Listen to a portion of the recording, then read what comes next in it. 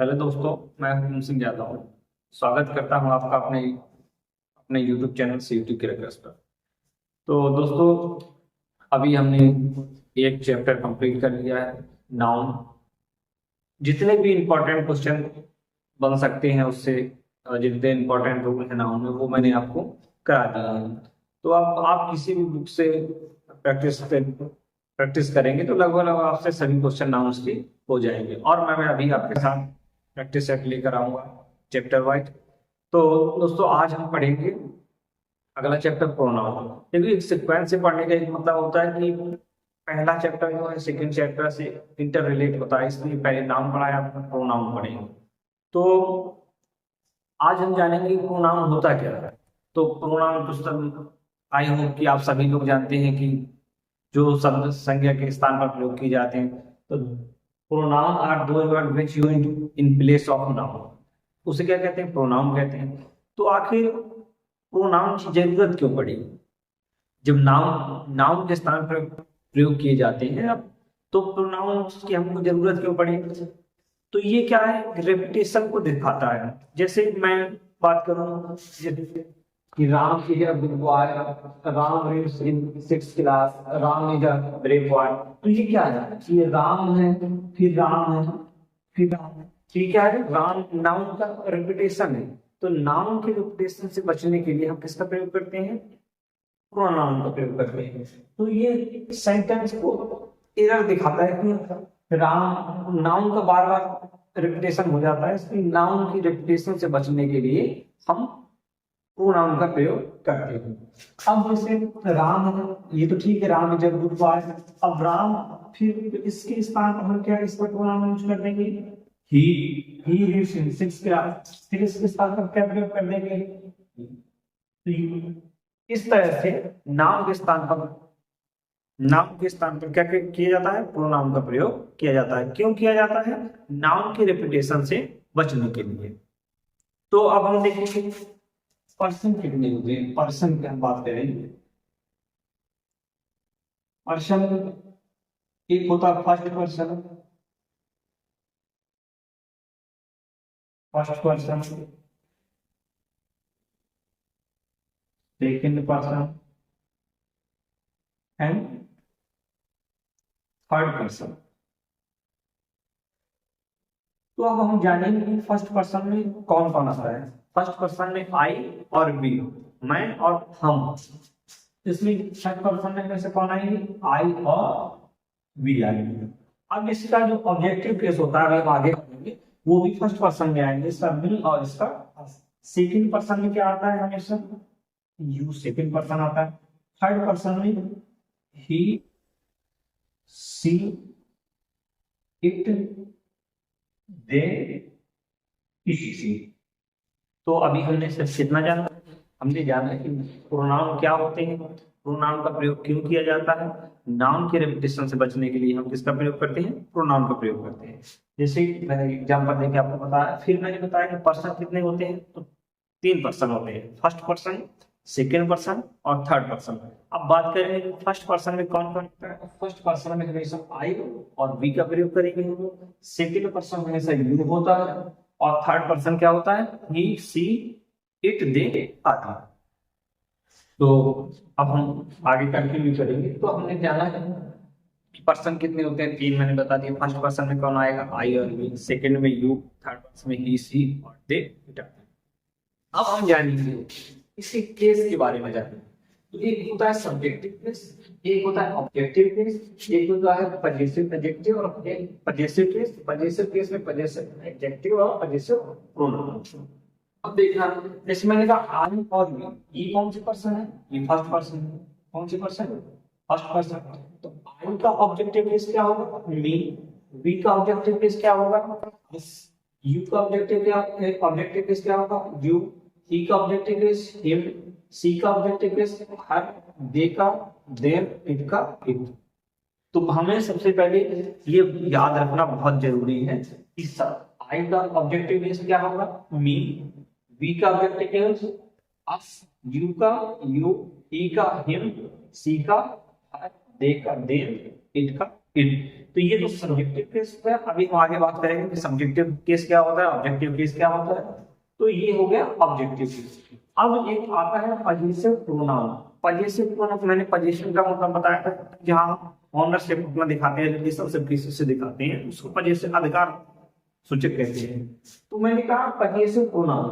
Possessive pronoun इसका क्या होगा, मी का माइन, माइन मतलब मेरा, आवर्स हमारा, yours his hers their its.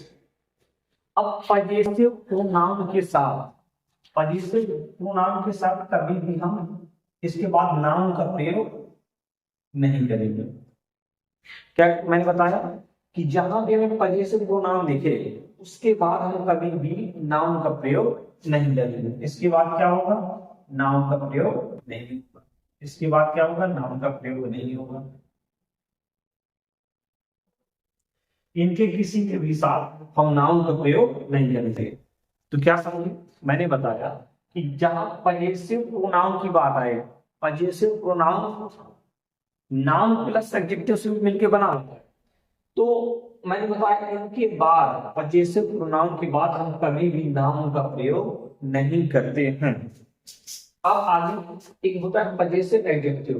अब पजेसिव एडजेक्टिव माई मेरा, आवर हमारा, ये भी अधिकार दिखाते हैं, लेकिन ये क्या है, पजेसिव एडजेक्टिव। एडजेक्टिव अभी हम आगे पढ़ेंगे। एडजेक्टिव होता है जो नाउन और प्रोनाउन को क्वालिफाई करता है, उसकी विशेषता बताता है।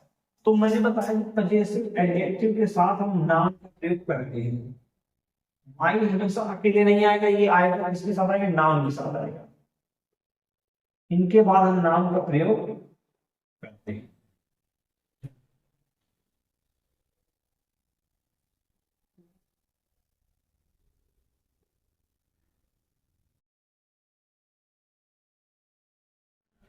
जैसे अब एक बार और फिर से हम देखेंगे सब्जेक्टिव केस। मैंने बताया आई वी यू, ये हो गया सब्जेक्टिव के पर्सन। इसके बाद आई का ऑब्जेक्टिव केस क्या होता है, मी। वी का ऑब्जेक्टिव केस क्या होता है, अस। यू का ऑब्जेक्टिव केस क्या होता है, यू। यू का यू होता है। ही का हिम होता है। सी का हर। दे का देम। इट का इट। अब मैंने बताया पजेसिव प्रोनाउन। पजेसिव प्रोनाउन के बाद कभी भी हम नाउन का प्रयोग नहीं करते। इसमें माइंड में अपने आप में क्या है, नाउन पहले से इंक्लूड है, छुपा हुआ है। तो इसके बाद हम क्या करते हैं, नाउन का प्रयोग कभी भी हम पजेसिव प्रोनाउन के साथ नहीं करते हैं। अगर पजेसिव एडजेक्टिव आए, एडजेक्टिव आएगा तो हम उसके साथ क्या करते हैं, नाउन का प्रयोग करते हैं, अवर के साथ नाउन का प्रयोग करते हैं। अब एग्जाम्पल के माध्यम से हम इनको समझते हैं, पजेसिव प्रोनाउन, पजेसिव एडजेक्टिव। अब हम एग्जाम्पल के माध्यम से देखेंगे कौन सा पजेसिव प्रोनाउन है और कौन सा पजेसिव एडजेक्टिव। जैसे मैंने एग्जाम्पल में लिखा, दिस इज माई कार। क्या लिखा मैंने, लिखा दिस इज माई कार। तो ये तो हमारा सब्जेक्ट हो गया, ये वर्ब हो गई। अब ये माई, अब देख रहे हो माई बताया कि पजेसिव प्रोनाउन भी पजेसिव एडजेक्टिव कैसे बन रहा है। अब ये माई है, ये कार क्या है, कार नाउन है। तो ये क्या हो गया, ये पजेसिव एडजेक्टिव है हमारा। क्या है, पजेसिव एडजेक्टिव। मैंने बताया था पजेसिव एडजेक्टिव के साथ हम नाउन का प्रयोग करते हैं। ये क्या हो गया, पजेसिव एडजेक्टिव हो गया। अब यही मैं लिखूंगा पजेसिव प्रोनाउन कैसे, इसका बनेगा this is, this car is mine. तो ये क्या हो गया, माइन। ये हो गया पजेसिव प्रोनाउन। इसमें पजेसिव एडजेक्टिव के बाद हम इसका नाम से पहले हम इसका प्रयोग करते हैं पजेसिव एडजेक्टिव का, और ये माइन आ गया तो इसका मतलब क्या हुआ, ये पजेसिव प्रोनाउन। क्लियर। अब हम जानेंगे कि सब्जेक्टिव केस क्या होता है, ऑब्जेक्टिव केस क्या होता है। यदि प्रोनाउन का प्रयोग सब्जेक्ट के स्थान पर किया गया हो तो उसको हम क्या कहते हैं, सब्जेक्टिव केस कहते हैं। जैसे मैं लिखूं कि आई या मी टीच इंग्लिश। तो ये क्या है, ये सब्जेक्ट, सब्जेक्ट पे प्लेस है। ये वर्ब क्या है, टीच हो गई, और ये क्या है, ऑब्जेक्ट हो गया। तो मैंने कहा यदि किसी प्रोनाउन का प्रयोग सब्जेक्ट के स्थान पर किया गया हो, किसके स्थान पर, सब्जेक्ट के स्थान पर किया गया हो, तो उसको क्या कहते हैं, सब्जेक्टिव केस। ये तो क्या हो गया, ऑब्जेक्टिव केस। तो ऑब्जेक्टिव केस तो आएगा नहीं, क्या होगा, सब्जेक्टिव केस। इसको हम क्या बोलेंगे, सब्जेक्टिव केस। तो इसका सही होगा आई टीच इंग्लिश। अब ये इंग्लिश, अब इसका ऑब्जेक्टिव क्या हो, केस क्या होगा, आई टोल्ड यू समथिंग। मैंने बताया कि जब प्रोनाउन सब्जेक्ट के स्थान पर हो प्रयोग होगा तो उसको क्या कहते हैं, सब्जेक्टिव केस। जब प्रोनाउन ऑब्जेक्ट के स्थान पर प्रयोग होगा तो उसको क्या कहते हैं, ऑब्जेक्टिव केस। जैसे आई, ये तो सब्जेक्ट हो गया, टोल्ड ये वर्ब हो गया, और ये जो वर्ब के बाद लिखा होता है ये सब उसको हम क्या कहते हैं, ऑब्जेक्टिव केस कहते हैं। तो ये क्या हो गया, ऑब्जेक्ट। इसका मतलब क्या हुआ, ये ऑब्जेक्टिव केस हो गया। समझ में आया, सब्जेक्टिव केस क्या होता है और ऑब्जेक्टिव केस क्या होता है। अभी तक तो हमने प्रोनाउन का पढ़ा, जनरल इंट्रोडक्शन। अब हम देखेंगे कि क्वेश्चन कहाँ से बनते हैं और कैसे पूछे जाते हैं। तो अब देखते हैं यूजेज ऑफ ऑब्जेक्टिव केस। हम ऑब्जेक्ट को कहाँ कहाँ ऑब्जेक्ट का प्रयोग कर सकते हैं। तो इसमें देखना है हमको कि आफ्टर लेट, आफ्टर लेट कि जो लेट के आने वाला, लेट के बाद आने वाला जो भी लिखा जाएगा वर्ड, वो हमेशा किस केस में होगा, ऑब्जेक्टिव केस में होगा। कैसे, जैसे मैं लिखूं लेट आई या मी गो होम, तो मैंने लिखा लेट आई या मी गो होम। मैंने अभी आपको एक कॉन्सेप्ट बताया कि जहां भी लेट आएगा, लेट के बाद आने वाला प्रोनाउन हमेशा किस केस में होगा, ऑब्जेक्टिव केस में होगा। मैंने अभी बताया आई का ऑब्जेक्टिव केस क्या होता है, मी होता है। मैंने कहा लेट आई नहीं क्या होगा, मी होगा, लेट मी गो होम। अब दूसरा, let we are us play, let we are us play. तो मैंने बताया कि लेट के बाद आने वाला प्रोनाउन हमेशा किस केस में होगा, ऑब्जेक्टिव केस में होगा। तो देखना है कि वी तो हमारा क्या है, वी सब्जेक्टिव केस है और ऑब्जेक्टिव केस क्या है, अस। तो ये क्या होगा, ये वी नहीं आएगा, क्या आएगा, अस आएगा। समझ में आया। एक कॉन्सेप्ट ये कि लेट के बाद आने वाला हमेशा प्रोनाउन किस केस में होगा, ऑब्जेक्टिव केस में होगा। हमने एक तो देखा कि लेट के बाद आने वाला प्रोनाउन हमेशा क्या होगा, ऑब्जेक्टिव केस में होगा। अब दूसरा प्रयोग है ऑब्जेक्टिव केस का, प्रीपोजिशन। प्रीपोजिशन के बाद आने वाला प्रोनाउन हमेशा ऑब्जेक्टिव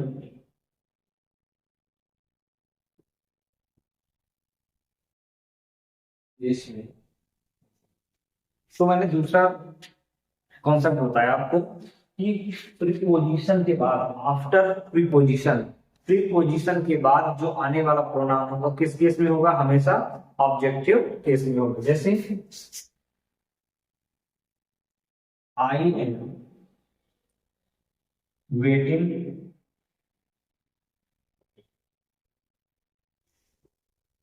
फॉर ही या हिम। दूसरा, आई लुक सी या। तो अब हमको इसमें पहचानना है प्रीपोजिशन है कहाँ। तो पहला कॉन्सेप्ट मैंने बताया था, लेट के बाद जो भी आएगा प्रोनाउन कैसे आएगा, ऑब्जेक्टिव केस में आएगा। दूसरा मैंने नियम बताया कि प्रीपोजिशन के बाद हमेशा जो प्रोनाउन आएगा वो किस केस में आएगा, ऑब्जेक्टिव केस में आएगा। जैसे आई, ये तो सब्जेक्ट हो गया, एम वर्ब हो गया, I am, I am waiting, ये हेल्पिंग वर्ब हो गई और ये मेन वर्ब हो गई। और ये क्या है हमारा प्रीपोजिशन है। अब हमें प्रीपोजिशन मिल गया, अब हमको देखना है कि प्रीपोजिशन के बाद जो प्रोनाउन लिखा हुआ है वो सब्जेक्टिव केस में लिखा हुआ है कि ऑब्जेक्टिव केस में। तो इसमें हमें ही भी दिया है और हम भी दिया है, तो हमको पता है कि प्रीपोजिशन के बाद आने वाला जो प्रोनाउन होगा इस केस में होगा हमेशा ऑब्जेक्टिव केस में होगा, सब्जेक्टिव केस में नहीं होगा। फिर आई लुक्ड, ये सब्जेक्ट हो गया, ये वर्ब हो गया और ये एट क्या है, ये प्रीपोजिशन है। तो मैंने बताया प्रीपोजिशन के बाद किस किस में आएगा हमेशा, आपने बताया ऑब्जेक्टिव केस में आएगा, सी नहीं क्या आएगा। क्लियर। अब हम आगे देखेंगे प्रोनाउन में इस सीक्वेंस ऑफ प्रोनाउंस कि प्रोनाउंस का सीक्वेंस क्या होगा। यदि किसी सेंटेंस में एक से अधिक पर्सन आ रहे हैं, एक से अधिक पर्सन का मतलब ये फर्स्ट पर्सन भी है, उसमें सेकंड पर्सन भी है और थर्ड पर्सन भी है, एक से अधिक पर्सन आ रहे हैं और जो सेंटेंस है वो जनरल समान है, तो उसका हमेशा प्रोनाउन का सीक्वेंस क्या रहेगा, हमेशा 231 रहेगा। इसको याद रखना 231।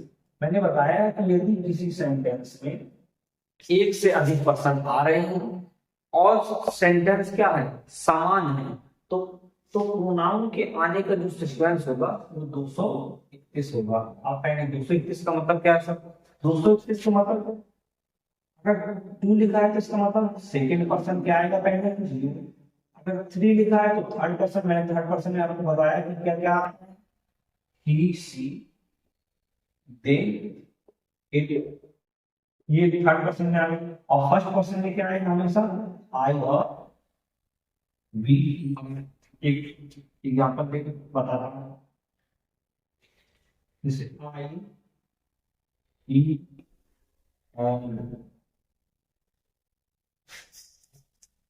एंड यू वर प्लेइंग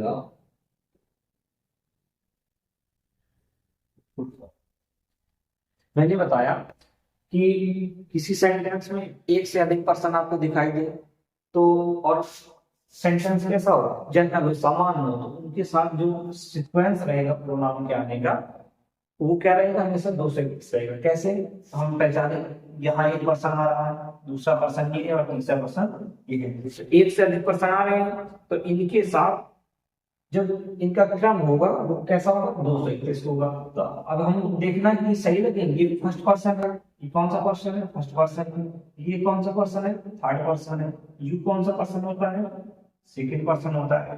तो पता है कि हम तुम और वे क्या कर रहे हैं क्रिकेट खेल रहे हैं, ये समान सा सेंटेंस है, इसका सीक्वेंस तो हमें 231 में लगाना है, ये लगा है 132 में लगा है। तो सबसे पहले हमको क्या करना है, सबसे पहले हमको उठाना है कौन सा पर्सन सेकंड पर्सन, तो क्या लिखना है यू, इसके बाद कौन सा पर्सन है थर्ड पर्सन। थर्ड पर्सन क्या होता है ही एंड आई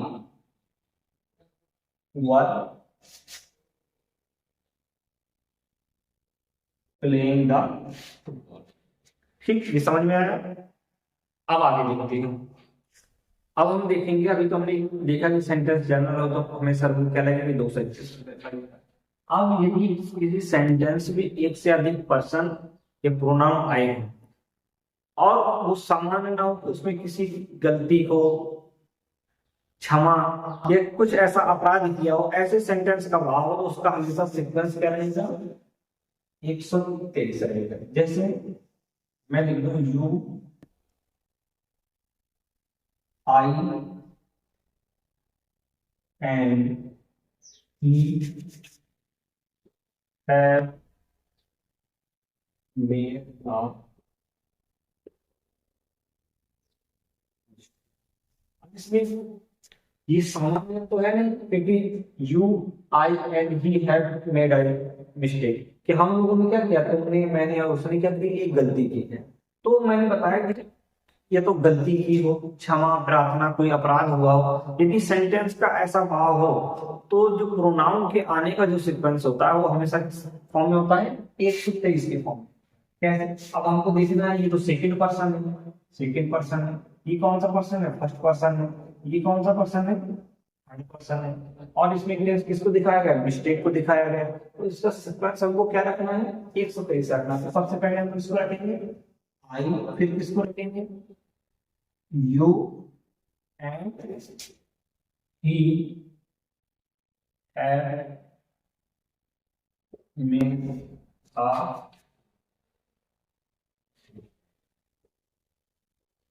ठीक, ये समझ में आया। बस यही कुछ ऐसे रूल हैं जो आप ध्यान रखना, पेड़ कितना डीप लिखा जाएगा। बस यही आप अच्छे से पढ़ लीजिए और रिवीजन कर लीजिए, प्रैक्टिस कर लीजिए, यही क्वेश्चन आपको देखने को मिलेंगे यहाँ से। अब एक और नियम देखेंगे। मैंने बताया था कि सामान्यतः किसी भी वर्ब के बाद जो आता है उसका जो प्रोनाउन लिखा जाता है हमेशा किस फॉर्म में लिखा जाता है? ऑब्जेक्टिव केस में लिखा जाता है। लेकिन कुछ वर्ब है, यदि वर्ब के रूप में, यदि वर्ब के रूप में is, are, am, was, were आदि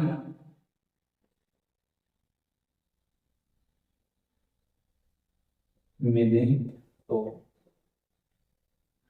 इनके बाद हम सब्जेक्टिव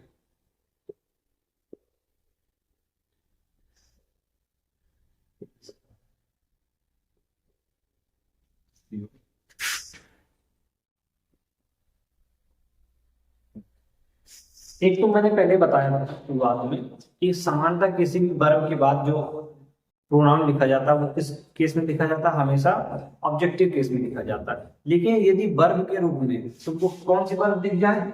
इज मिल जाए, आर, एम, वॉच, वेयर, तो इनके बाद जो आने वाला प्रोनाउन होगा किस केस में लिखा जाएगा? हमेशा सब्जेक्टिव केस में लिखा जाएगा। ये एकदम ध्यान रखना है। जैसे इट इज, या आई, who help you।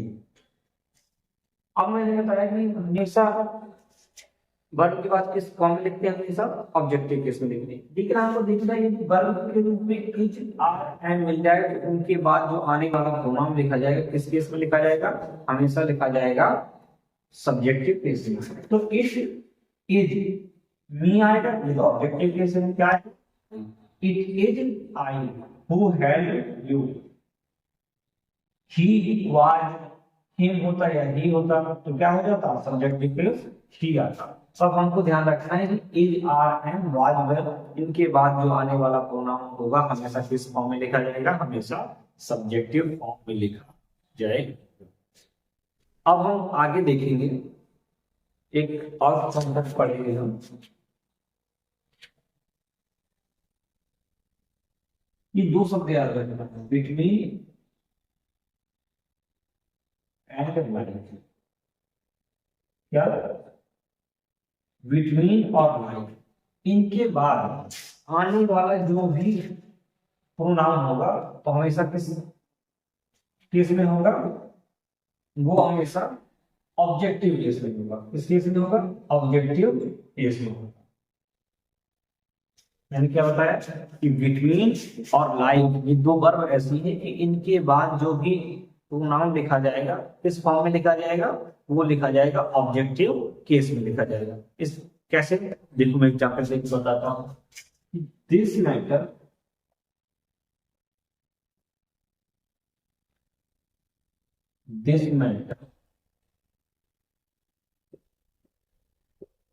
should be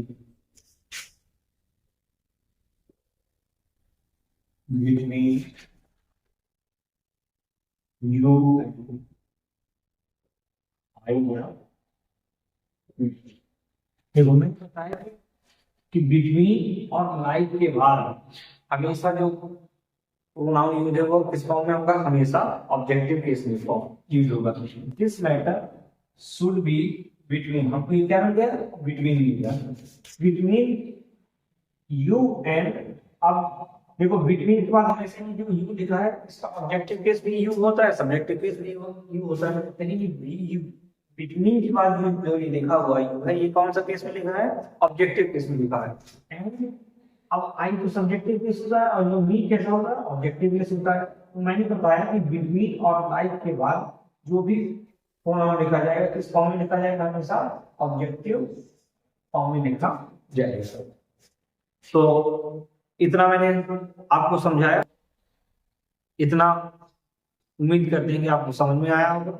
और नाउन इसके प्रोनाउन के टाइप बताने की वैसे कोई आवश्यकता नहीं थी कि personal pronoun, interrogative pronoun, indefinite pronoun, वो आपसे नहीं पूछा जाएगा। तो मैंने सोचा उसको पढ़ाने या बताने का क्या ही मतलब है, जो उससे क्वेश्चन पूछा नहीं जाना। तो जहां से क्वेश्चन पूछा जाना मैं आपको सिर्फ वही करवा रहा हूँ।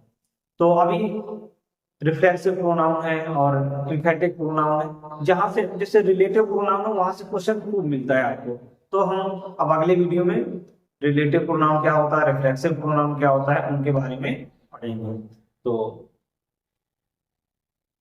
जितना पढ़ाया आपको समझ में आया होगा। और यदि आपने अभी तक हमारे चैनल को सब्सक्राइब नहीं किया है तो सब्सक्राइब कर लीजिए और इस चैनल पर विश्वास बनाए रखिए। जो आपको पढ़ाया जा रहा है वो बेस्ट कंटेंट है और यहाँ सभी जितने भी फैकल्टी मेंबर हैं वो पूरी मेहनत से आप लोगों को पढ़ा रहे हैं। और इस वीडियो के नीचे आप कमेंट जरूर किया करिए, comment is very important for me.